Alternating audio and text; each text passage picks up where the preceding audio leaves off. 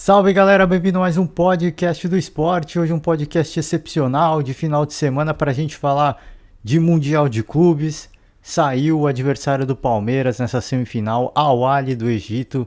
É o grande classificado, passou pelo Monterrey do México. Vamos falar também um pouco de Corinthians, né, a busca pelo novo treinador.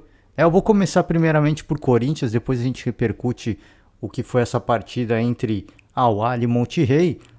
O Corinthians segue na busca. E pelo que a gente pôde apurar de vários noticiários esportivos, é que Jorge Jesus não virá. O Jorge Jesus vai ficar aí de molho, vai ficar aí nesse período sabático até maio, pelo menos, porque ele está recebendo uma bufunfa do Benfica. E por mais que os mais saudosistas, né, que a gente vê muitos, aqui é Corinthians, ele vai vir, vai ter a massa corintiana, ele é workaholic, ele não vai conseguir ficar parado, por mais que existisse essa esperança no coração do torcedor corintiano, pelo menos aqueles que querem muito o Jorge Jesus. é, Existe uma diferença entre ser workaholic e você ser otário, né? Desculpa, não tô aqui querendo minimizar o Corinthians, menosprezar o Corinthians, mas eu acho que pense você mesmo na situação do Jorge Jesus, faça esse exercício mental. Eu estou recebendo alguns milhares de euros sem fazer absolutamente nada. E eu vou para uma equipe para ganhar menos. Né? Menos não, mas eu vou abrir mão desse dinheiro que eu estou ganhando fácil. Os caras vão me pagar menos do que eu quero, do que eu preciso para levar a minha comissão técnica, até porque essa seria a maior negociação do Corinthians, diminuir a pedida do Jorge Jesus. Vou para lá, já recusou o Flamengo, já recusou o Atlético Mineiro, que ofereceram muito mais em termos de recursos. O cara vai? O cara não vai. Né? E por isso que eu falo, faça um convite, faça um exercício você mesmo.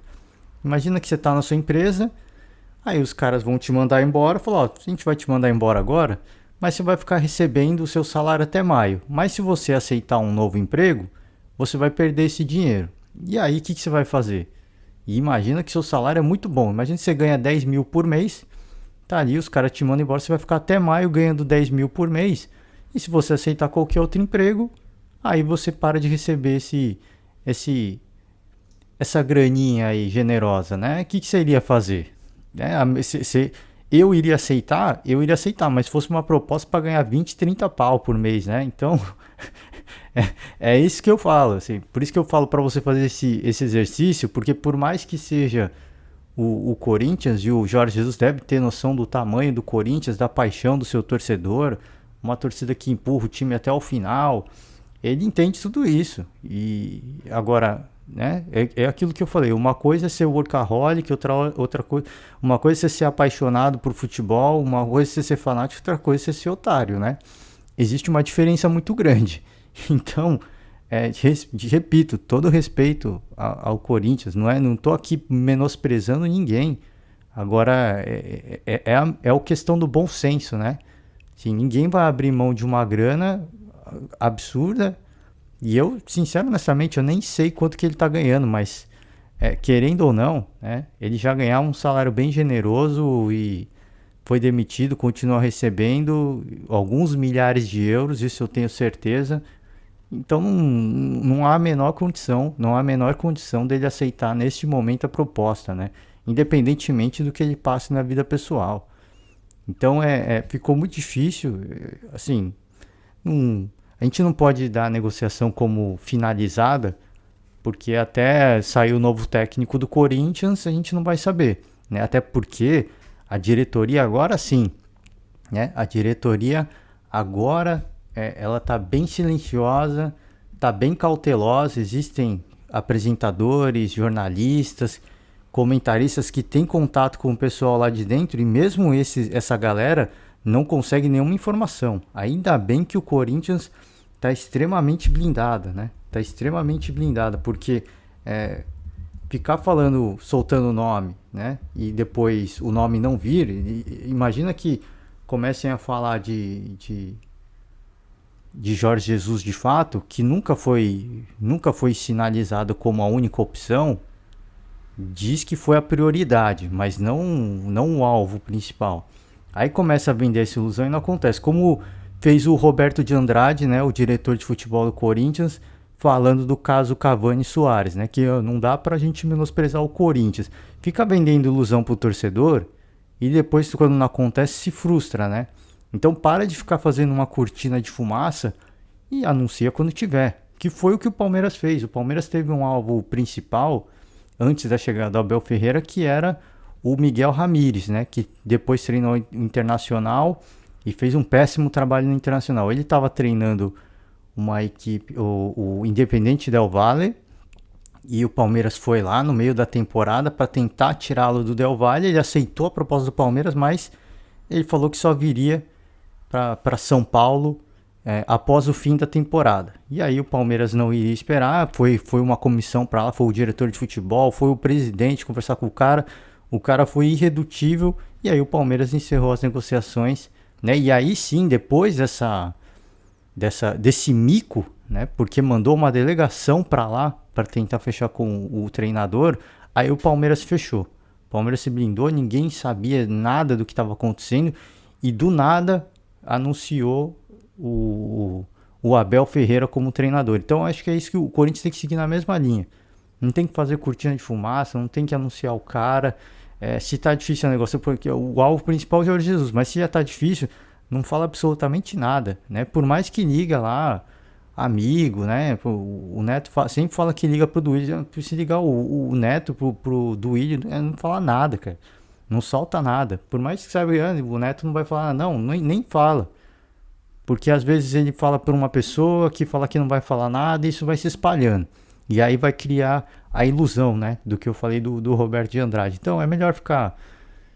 Deixa passar, deixa todo mundo especular, deixa todo mundo. E ri disso nos bastidores. Bom, os caras estão falando de. Imagina, os caras estão falando de Jorge Jesus, a gente nem quer o cara. E dá risada da situação, se é isso que pode acontecer também. Mas pelo que a gente apurou, o Jorge Jesus não vai topar. Principalmente porque ele vai ficar fora do ar até maio.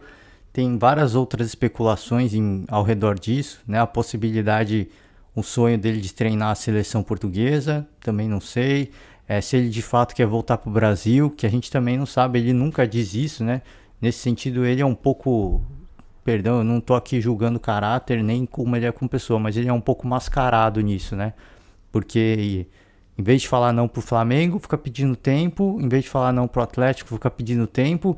Então nisso ele é um pouco mascarado. E a gente não conseguiu saber de fato se ele quer vir ou não pro Brasil. A gente interpreta pelas atitudes dele, de que ele não parece ter interesse de voltar mais pro Brasil. Pelas atitudes deles. Agora sim, é uma interpretação. Se é a realidade ou não, só ele vai poder dizer. A gente não sabe isso. Enquanto ele não falar nada, a gente só pode presumir. E presumir é pura especulação, né? Pura especulação. Então, apesar de ser o primeiro nome, né, neste momento, Jorge Jesus, eu acho que fica cada vez mais distante, né? Qualquer outro nome, a gente não sabe absolutamente nada em relação a qualquer outro nome. O Neto falou no Jogo Aberto que em conversa com o Duílio, disse que obviamente o Jorge Jesus era a prioridade, que era uma negociação difícil, mas que era a prioridade, e tinha um segundo nome forte de um treinador brasileiro que não está no Brasil. Eu muito me pergunto se pode ser o Odair Hellmann, eu não sei, né? Sincero, honestamente, eu não sei. Mas o Odair, apesar dos bons trabalhos, ele ainda é muito jovem, né? A gente... E assim, eu não sei se é o Odair, tá? É pura especulação isso, porque o nome não foi falado. O Neto só falou assim, ó. Ele falou comigo que tem um nome que, se o Jorge Jesus não der certo, a gente vai atrás de um brasileiro que tá no exterior. E por favor, não solte esse nome de maneira alguma.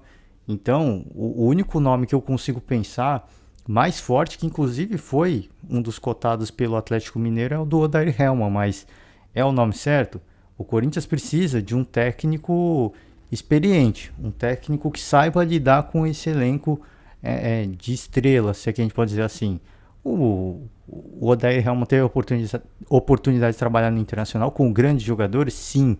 Ele teve a oportunidade de trabalhar no Fluminense com grandes jogadores? Sim. Mas o Odair Hellmann não foi vitorioso no Brasil. Apesar de bons trabalhos, ele não foi vitorioso. E o Corinthians, além de ter um treinador que saiba lidar com um elenco forte, com vários jogadores consagrados, ele precisa de um treinador vitorioso também. E o Odair, pelo menos pensando em Brasil, ele não é esse cara ainda.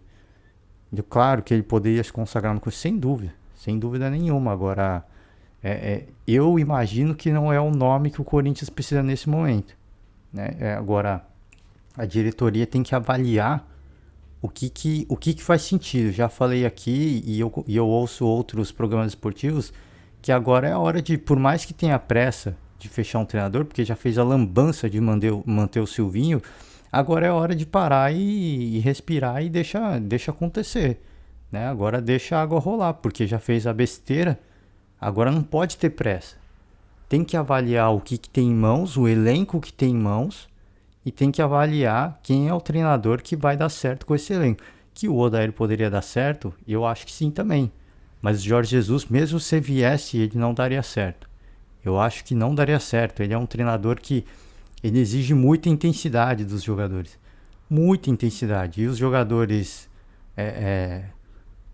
mais experientes, né, os jogadores de mais peso, que é o Renato Augusto, que é o Paulinho, que é o William, que é o Roger Guedes. Apesar do Roger Guedes ser mais jovem, ele não é um jogador de intensidade. E o Jorge Jesus ia cobrar muito isso. E os outros jogadores, obviamente, pela questão da idade, mesmo que chegassem no seu 100%, não iriam entregar a intensidade que o Jorge Jesus precisava. É só olhar o Flamengo de 2019. Então seria muito complicado. E talvez seja até um dos motivos pelo qual o Jorge Jesus já não queira vir para o Flamengo. Porque apesar dele ter sido bem sucedido com esse elenco, ele deve olhar e falar, cara, tem alguns jogadores já estão mais velhos. Pelo que eu vi da temporada passada, já caiu muito o rendimento. Eu não vou ter a intensidade que eu preciso. O Corinthians tem jogadores jovens? Tem, mas não são os caras experientes, não são os medalhões, não são os craques da equipe. Os craques da equipe têm mais de 30 anos. Então eu preciso de um time que tenha a intensidade os 90 minutos. E não só em uma partida, porque aí ele faz uma partida e na segunda ele tem que trocar o elenco. Ele não gosta de fazer isso também. Esse é outro ponto. Então tem uma série de fatores que mesmo se ele tivesse aberto ao mercado, mesmo se ele topasse voltar para o Brasil, o Corinthians seria uma realidade difícil, que aí ele ia ficar enchendo o saco para trazer reforços, porque era assim no Flamengo também, né? Apesar de ter um baita timaço na mão, sempre cobrando reforço, sempre cobrando. Imagina no Corinthians, né? Então ia ser muito complicado. Eu não excluo a negociação ainda. Eu acho que o Corinthians tem que tentar de fato, né? Porque se quer almejar título, agora que fez o investimento, fez a besteira de manter o Silvinho, agora tem que ir atrás, tem que ter paciência e tem que acreditar num projeto vitorioso. E o Jorge Jesus é um cara super vitorioso, né? Então, se é a prioridade, tem que tentar, né? Por mais que ele já tenha dito não, que vai ficar parado até maio, conversa. Se precisar, viaja, toma um café com ele, vamos conversar, vamos ver o que dá pra fazer. E aí vai, cara. E aí usa lábia, usa experiência, usa o que pode pra tentar convencer o treinador. Muito difícil, extremamente complicado. Uma negociação extremamente complicada. E é o que eu falei. Eu já vi vários noticiários esportivos falando que essa negociação não vai acontecer, né? Mas eu não excluo porque, repito, né, a diretoria do Corinthians está bem silenciosa com relação ao assunto. E isso é algo que eu preciso parabenizar agora sim a gestão corintiana de manter todo esse assunto por trás de uma cortina, né? Porque antes não, jogava uma bomba de fumaça e deixava aquela fumaça espalhar, né? Agora não, agora deixa lá, mantém sigilo, mantém segredo e ninguém sabe absolutamente nada. Tá todo mundo olhando às cegas para onde o Corinthians vai apontar e é uma estratégia que eu, inclusive, usei o exemplo Palmeiras após o insucesso do Miguel Ángel Ramírez, né? Foi aí atrás do Abel Ferreira e simplesmente ninguém imaginava que isso fosse acontecer. Então o Corinthians vai ter que ter essa paciência, vai ter que ter esse olhar para o mercado de entender o que tem de elenco, entender o que o Corinthians precisa para a temporada e o estilo, perfil de futebol que o Corinthians quer. Não adianta ter pressa, apesar de ter dito que ter aparecido aí que o Corinthians tem pressa para fechar, agora não é o momento de ter pressa.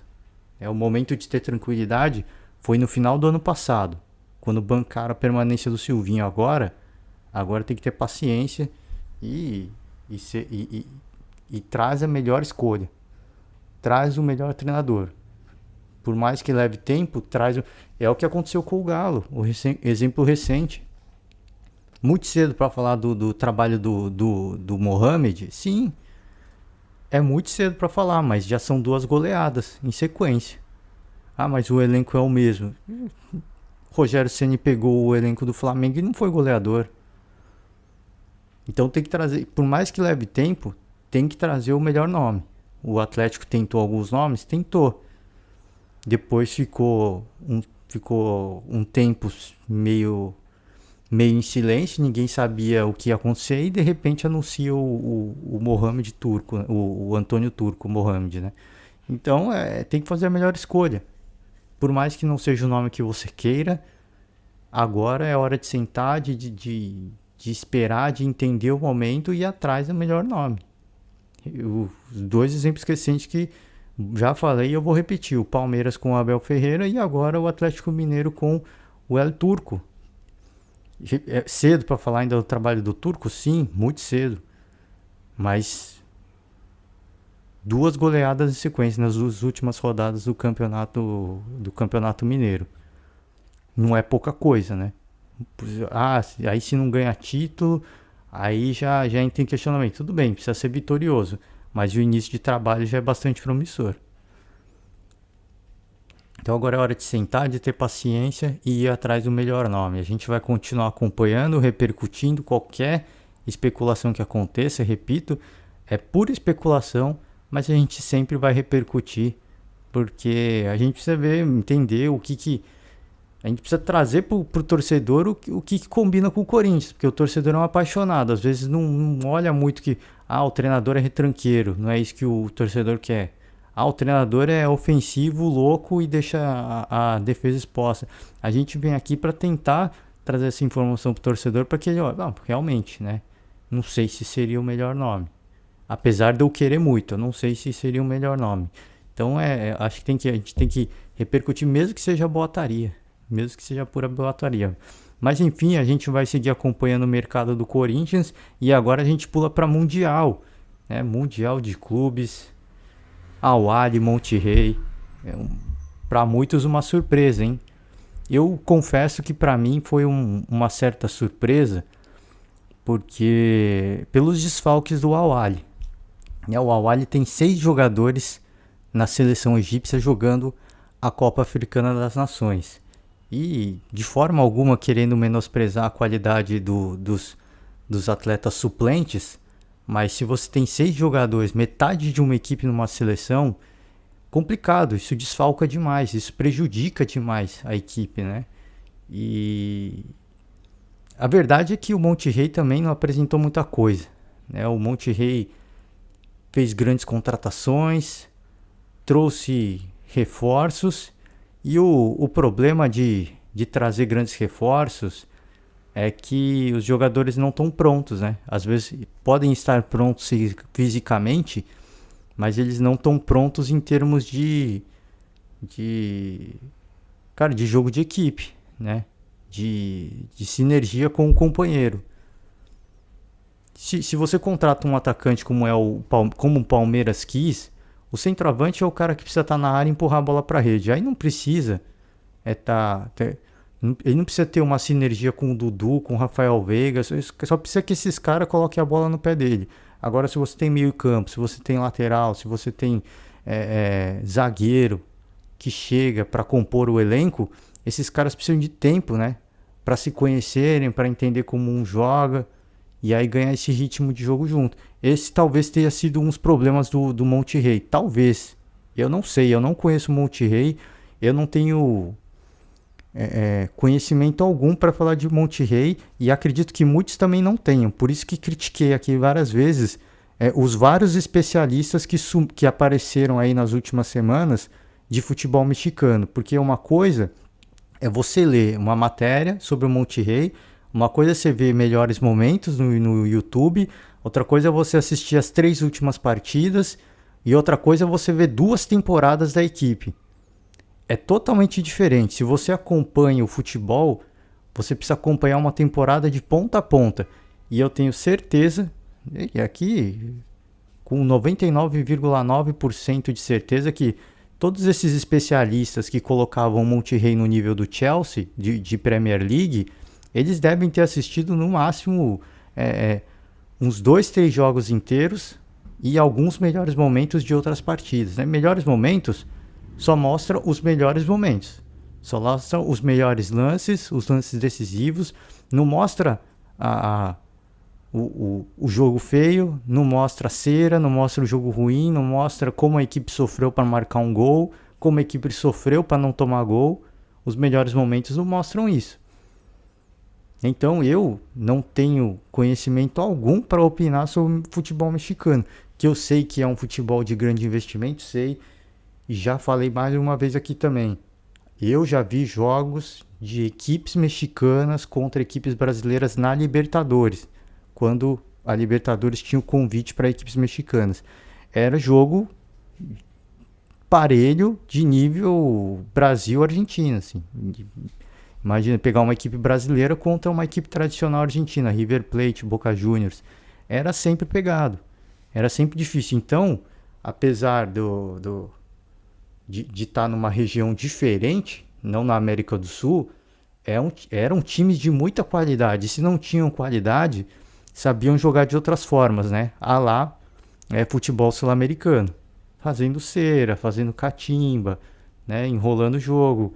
Então eram equipes muito complicadas nesse sentido. E por isso sim eu dizia, o Monterrey talvez seja o adversário mais perigoso. Por causa disso, né? Pela rivalidade na região latino-americana, que sempre vai existir, que sempre existiu e sempre vai existir. Né? Brasil e México, duelo de seleções pelo menos, a rivalidade aumentou muito, né? nos últimos tempos. Sempre quando a seleção brasileira vai jogar contra a seleção mexicana, é sempre muito complicado. Sempre muito difícil. É um jogo enjoado. Né? Que os caras vão lá, bate um pouquinho ali, bate um pouquinho lá, fala alguma coisa para irritar. Assim, é o típico jogo que lembrava Brasil e Argentina alguns anos atrás. Brasil e Uruguai alguns anos atrás. Alguns bons anos atrás, né? Porque hoje é difícil ver isso. No duelo de seleções. Agora de Libertadores ainda a gente costuma ver. Então sempre muito, até por seleções. Por isso que na minha ideia de rivalidade, o Monterrey seria um adversário mais complicado pro Palmeiras, né? Mas de forma alguma seria mais forte que o Al-Ahly. O favoritismo era colocado muito por conta do desfalque dos jogadores à disposição da seleção egípcia. E o Monterrey teve as suas chances na partida? Teve. Mas o Al-Ahly teve muito mais, né? O Al-Ahly não se intimidou jogando no contra-ataque. Um time que jogou dentro das suas limitações, de acordo com a sua proposta, e foi efetivo. Então, acho que isso aí é a maior mostra do que eu venho falando aqui, pelo menos no último mês inteiro, de que o futebol ele é jogado e que esse monte de especialistas, e eu não gosto de citar nomes, mas um nome que eu vi falando de forma bem contundente dessa equipe do Monterrey, por exemplo, foi o Jorge Nicola. Desculpa, ele é um grande comentarista. Ele é 1000 vezes melhor que eu como comentarista. Mas para você falar de futebol mexicano, você tem que acompanhar a história da equipe pelo menos pelas últimas 2, 3 temporadas. Não vim aqui falar que o cara contratou fulano, contratou ciclano, é um futebol de ingresso de investimento. Dinheiro não é tudo. A gente viu o final da Libertadores. Pelo elenco que o Flamengo tinha, vamos dizer aí, 80% da imprensa esportiva colocava o Flamengo como campeão, com base no elenco. Mas você está enfrentando o atual campeão da Libertadores. Você acha que o Flamengo vai sobrar numa final contra o Palmeiras? O Monterrey está enfrentando o campeão aí da Champions da Ásia. Você acha que vai ter vida fácil contra o Al-Ahly? E mesmo se pegasse o Palmeiras, você acha que o Monterrey ia ter vida fácil contra o Palmeiras, o atual bicampeão da Libertadores? Então é preciso ter respeito ao campo, respeito ao esporte, né? Porque investimento não é tudo. E conhecer o futebol não é só ler, não é só ver melhores momentos, não é só ver quanto investiu, não é só ver as 2, 3 últimas partidas, é ver as últimas 2, 3 temporadas. Para aí sim, e temporada de ponta a ponta, tá?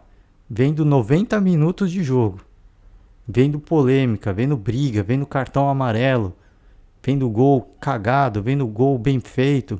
Aí sim você vai poder dizer alguma coisa sobre a equipe. A gente fala do Chelsea porque a gente acompanha futebol europeu, mas vamos ser sinceros, acompanhar futebol mexicano é muito mais difícil. E não é menosprezando o futebol mexicano, porque é muito mais difícil. A gente acompanha o futebol brasileiro, a gente acompanha o futebol europeu de uma forma geral. Só isso já ocupa o tempo de todo mundo. Porque o futebol europeu não é só campeonato inglês, não é Premier League só. Tem campeonato espanhol, tem campeonato italiano, tem campeonato alemão. Tem gente que assiste o francês e tem gente que assiste o português também. E tem gente que consegue ver o russo também.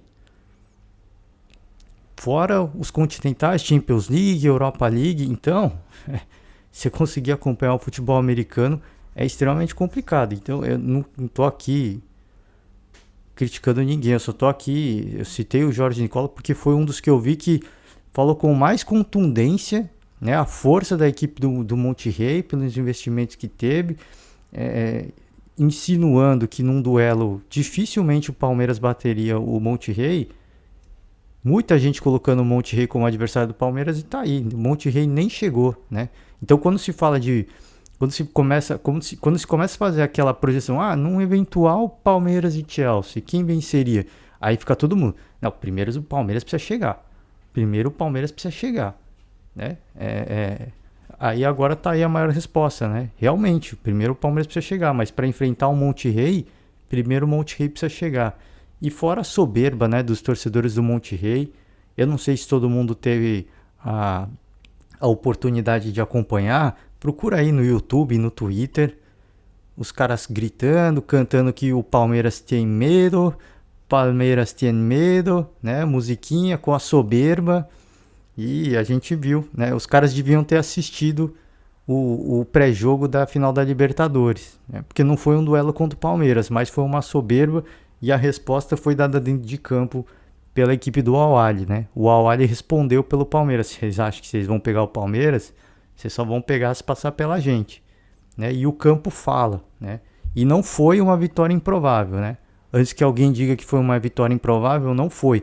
Se essa equipe reforçada, super reforçada do Monterrey, tivesse jogando há mais de pelo menos 6 meses, aí sim, hein, os caras teriam entrosamento suficiente para sobrar dentro de campo, mas não tinham. E aí nesse quesito, as equipes se igualam, né? Monterrey então fica pelo caminho, vai disputar o 5º lugar agora, para quem achava que o Monterrey iria fazer a final contra o Chelsea, para quem achava que o Monterrey era time de Premier League, tá aí a resposta, né? E aí eu fico com E aí se eu critico, eu também tenho que elogiar pelo menos, por exemplo, a postura do Mauro César Pereira, que perguntado, né, num programa, num eventual Palmeiras e Chelsea, né, no Palmeiras e Monterrey, quem que você acha que passa? O Mauro simplesmente fugiu da questão, não opinou sobre o assunto. Por quê? Porque eu não tenho conhecimento de futebol mexicano para opinar sobre o assunto. Então, se você não tem conhecimento, não opina. Não fala sobre o assunto. Você pode especular. Eu obviamente, eu faço a projeção com base no que eu vi, não de Monterrey, mas com base no que eu vi de Libertadores. É essa a projeção que eu fazia. O jogo seria difícil, seria muito complicado, seria muito brigado. E essa é a projeção que eu fazia. Porque acompanho futebol mexicano? Não acompanho. Mas vi algumas equipes jogando, né? Final do Mundial, Tigres contra o Palmeiras. O Tigres, Sincero, honestamente, o Tigres não jogou bola. E o gol que fez foi chorado porque o Palmeiras deu espaço. Mas o Tigres criou mais. Tudo bem, se o Palmeiras tivesse jogado metade do que jogou contra o Santos na final da Libertadores, a partida ia para as penalidades. A partida ia para a disputa das... Se tivesse jogado metade, o Palmeiras não jogou nem 25% do que mostrou na final da Libertadores.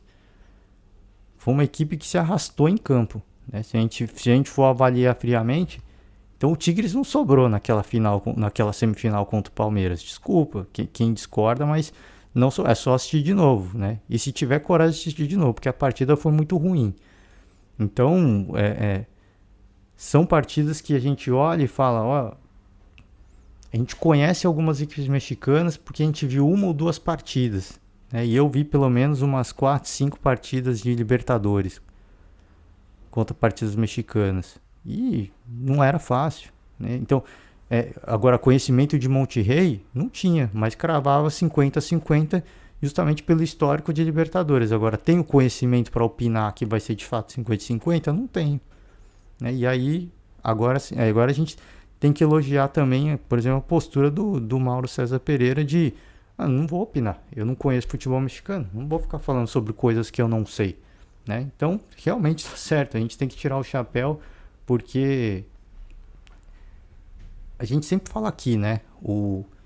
São profissionais que muitos deles já jogaram bola, eles sabem como é dentro de campo, sabem o que o campo fala, muitos acompanharam o futebol desde a década de 70, década de 80, década de 90, né? Viram como o futebol mudou, como o futebol evoluiu, como às vezes a melhor equipe não vence, né? Como a raça, né, a entrega muitas vezes prevalece o melhor futebol, e opinando sobre coisas que, ainda mais numa semifinal de mundial, então a gente tem que fazer essa reflexão de que calma, né, espera para ver o que vai acontecer. Colocar que o Chelsea tem 99% de chance de levar o título, eu não acho nenhum absurdo, porque agora sim a gente consegue acompanhar o futebol do Chelsea. Pelo menos a grande maioria, imagino eu, né? Que consegue acompanhar o futebol do Chelsea. Que não vive um bom momento, não vive um bom momento. Inclusive, o técnico testou positivo para a Covid, né, recentemente. E não vai estar no comando. É mais uma complicador pro Chelsea, né? Que já não vive um bom momento, o técnico não vai estar lá. Então complica um pouco mais, mas continua sendo mais favorito. Porque a gente consegue acompanhar e consegue opinar sobre. Agora, pelo o que a gente não consegue opinar, a gente deixa pro campo falar. E mesmo assim, cravar o Chelsea campeão é muito cedo, né? Porque o Al-Ahly já surpreendeu, se chega na final vai complicar o jogo, por mais que os jogadores que vierem da seleção estejam cansados. E se o Palmeiras passar também, não vai ter jogo fácil. Vai ser um jogo difícil do mesmo jeito. Porque ali você tem um técnico que vai estudar o adversário. E o Palmeiras já deve ter estudado ambas as equipes e agora vai focar no Al-Ahly, né? Inclusive, assistindo essa partida, vai ter muito mais material pro Abel Ferreira trabalhar o seu elenco para jogar contra o Al-Ahly. Então vai ser uma partida muito complicada. Mas os caras vão estar baleados, eles vão estar cansados. Tem tudo isso. Mas tem que respeitar o adversário, né? Tem que respeitar o adversário. O Palmeiras não pode cair na ilusão de que vai ser um jogo fácil, porque não vai.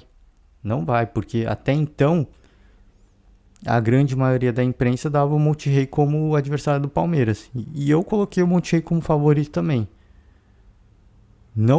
Mas não pelos investimentos, pelo futebol bonito, que eu sequer vi o Monterrey jogando, mas foi principalmente pelos desfalques.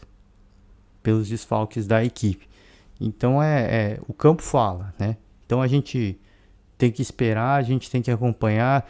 É normal a gente ficar debatendo quem que pode passar, normal. Agora, repito, e vou ser repetitivo nisso, vou ser chato nisso, porque o que eu vi que apareceu de gente especialista em futebol mexicano nas últimas semanas era uma coisa que me chamou muita atenção, né? Do nada apareceram uns especialistas de futebol especialistas do Monterrey, que foi absurdo, né? Os caras sabiam mais de Monterrey do que o Corinthians, né? Então, muito cuidado na hora de... o Chelsea é outra história. Agora todo mundo de fato acompanha. Agora Monterrey, gente, né? Vamos... Aí eu acho que vou fazer o convite à reflexão de novo. Faz como o Mauro César Pereira, né? Não sei sobre o assunto, não acompanho. E acompanhar, eu já falei, vou repetir de novo. Não é ver melhores momentos no YouTube, não é ler 2 artigos de jornal, né? Ler 2, 3 artigos de jornal, não é ver quem o cara contratou, não é ver 3 últimas partidas dessa temporada, 3 últimas partidas da temporada da retrasada. É acompanhar uma temporada inteira.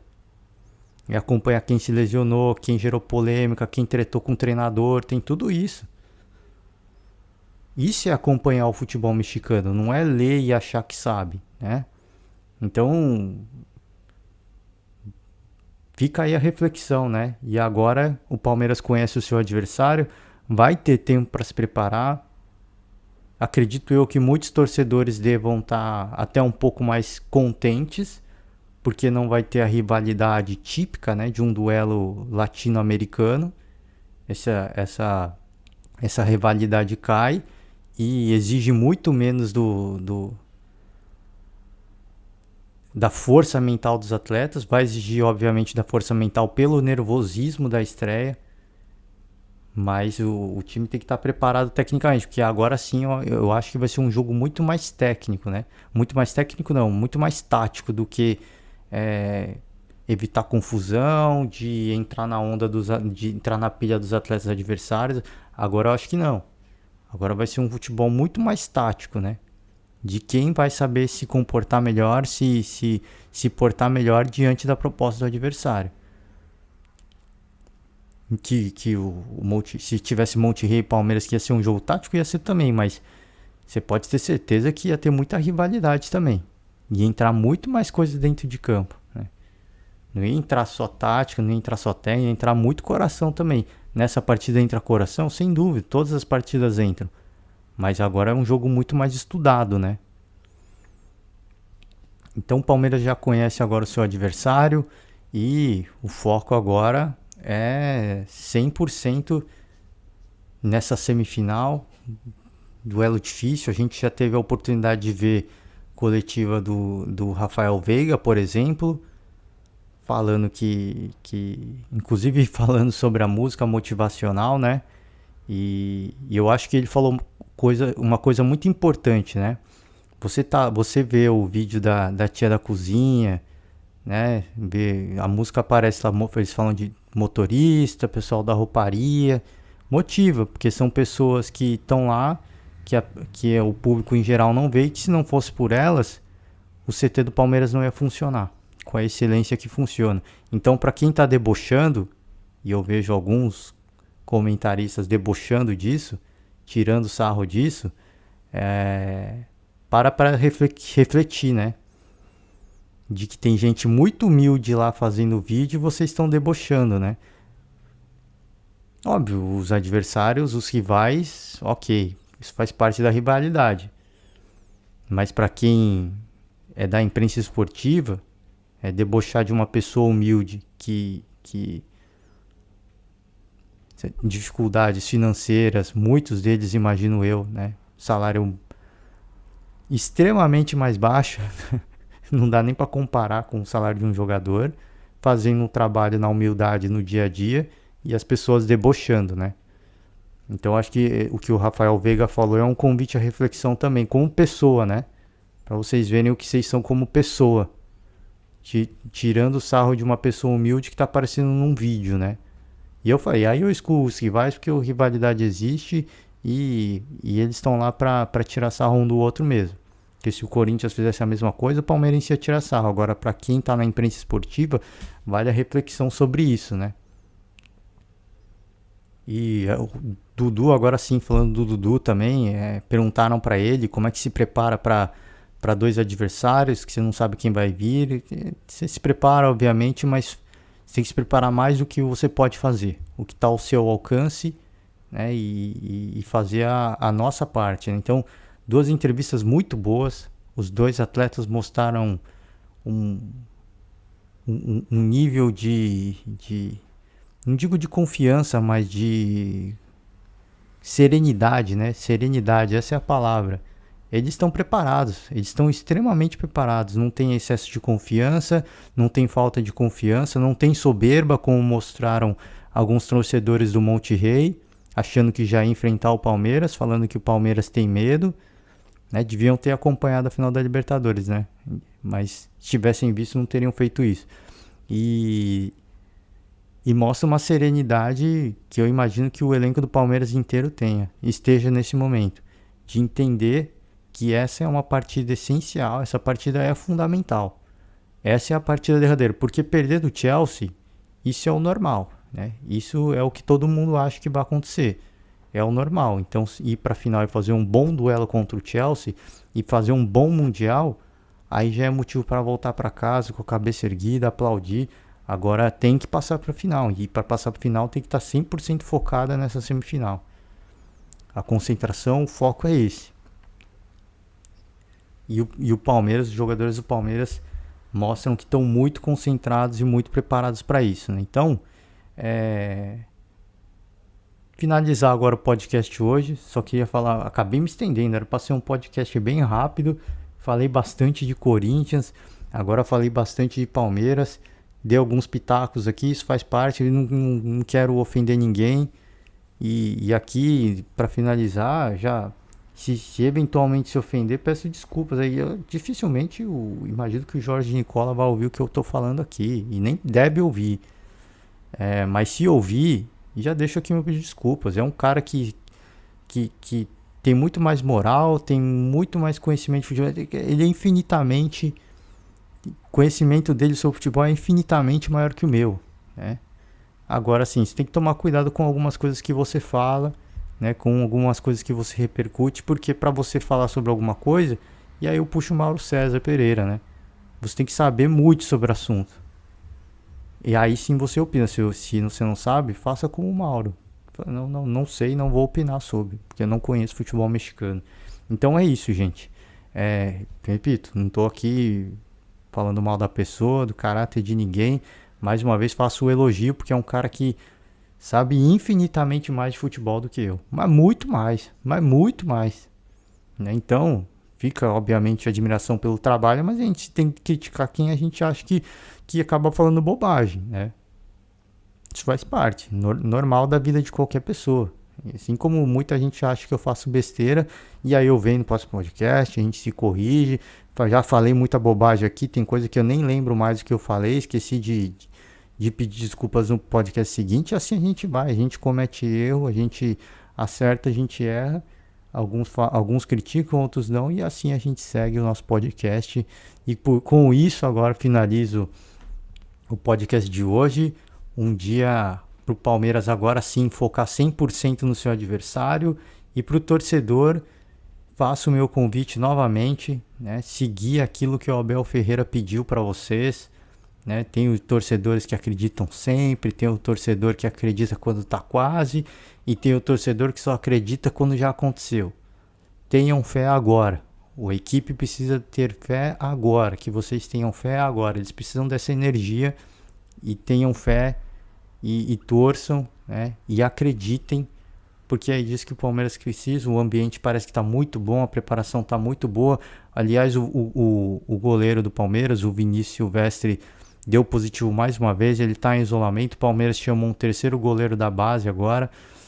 Precisa ter 3 goleiros necessariamente, então vai esse goleiro da base viajar pro Catar, né, para reforçar a equipe, enfim, ficar à disposição, porque, repito, precisa ter 3 goleiros. O Palmeiras precisa ter 3 goleiros à disposição. Então, essa é mais uma notícia, e com isso o Palmeiras, né, vai ter que se fecha mais, o grupo tem que estar focado, tem que estar concentrado para que nada, absolutamente nada aconteça, não tenha mais nenhum desfalque, né? O Vinícius, obviamente, dificilmente iria atuar, mas era um cara que estava lá, que estava treinando com a equipe, e agora chega um goleiro que já acompanhou a equipe principal, mas que não estava no dia a dia, né? Não estava na preparação para o Mundial.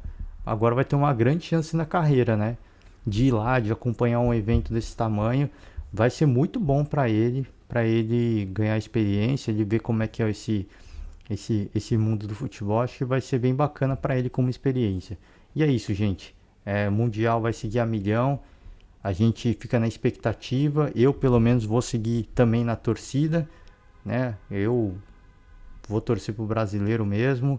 E não tem essa de Palmeiras é o Brasil no Mundial. Não tem essa, né? Porque na hora de tirar o sarro depois, o Palmeiras não vai exaltar o título do Corinthians, não vai exaltar o título do São Paulo, vai exaltar só o seu, né? Então não tem essa de Brasil no futebol, mas eu torço pelo futebol brasileiro. E aí o Palmeiras representa para mim não o Brasil, mas o futebol brasileiro. Coloca de novo o futebol brasileiro no radar. Apesar do europeu não dar tanta importância, acaba chamando a atenção, porque a FIFA noticia, né? Eles vão lá, mesmo sem muita vontade, acaba repercutindo uma coisa ou outra, um ou outro jogador pode se valorizar, pode chamar atenção, aumenta pelo menos o conhecimento dos estrangeiros de uma ou outra equipe do futebol brasileiro, né? Quem que é Palmeiras? Jogou Mundial, só sei que veste verde, pelo menos já conhece, né? Quem que é Flamengo? Não sei, mas eu sei que veste uma camisa rubro-negra, pelo menos conhece as cores, né? Começa a conhecer as cores. Eu acho que, pelo menos nesse sentido, é bacana, é importante, né? Aumentar o conhecimento que os gringos possam ter do futebol brasileiro. Tá? Então a gente segue na torcida, a gente vai seguir acompanhando, repercutindo. Situação do Corinthians. É bom que o São Paulo esteja de olho nessa busca do Corinthians, porque já teve o Flamengo esse ano, já teve o Atlético Mineiro esse ano, agora o Corinthians esse ano. É uma posição escassa no momento, um bom técnico, um técnico que tenha todas as qualidades que o clube precisa. Então é bom ficar de olho, né? Porque o planejamento é esse, então siga com esse, né? Ou não, ou muda o planejamento agora, mas vai ter dificuldade de achar um treinador. Então já fica de olho aí, porque não vai ser fácil, né? Não vai ser fácil. E é isso, gente. Valeu demais. Ótimo resto de final de semana para vocês. Um forte abraço e ao longo da semana a gente está de volta para falar de estadual, para falar de mercado e para falar de Mundial de Clubes. Valeu, galera. Forte abraço e até a próxima. Tchau.